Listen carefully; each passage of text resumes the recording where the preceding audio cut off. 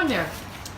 We're putting a new tire and sealant in an older rim.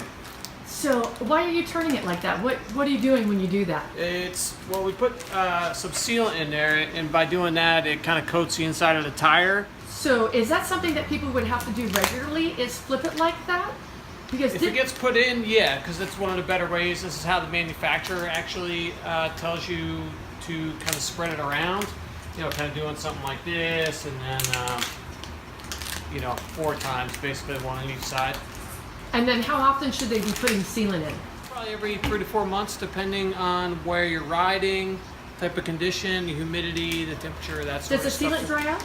Yes, it dries up and it'll coat the whole inside of the tire, but there'll be none of the actual liquid left. So do you have to do anything to get the old stuff out? You know, it's just kind of like changing a tube. If you were to pull one side of the tire off, typically the remainder of the stuff that's in there, you can usually scoop it out or get in there with a paper towel or a rag and just kind of scoop it out.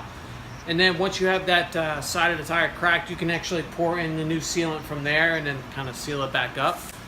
Sometimes you might need a compressor or some type of high pressure pump to get it seated back onto the rim. That's probably the one problem that you'll run into. It's the hardest. I've heard so many people say they have the hardest time getting it back.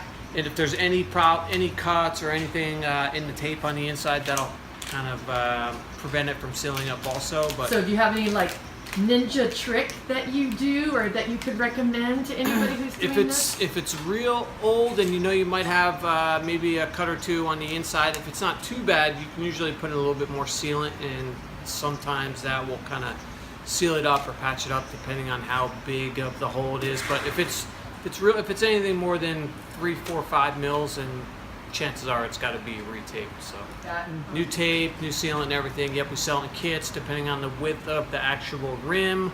Great. Hey, thanks for the tip. All right.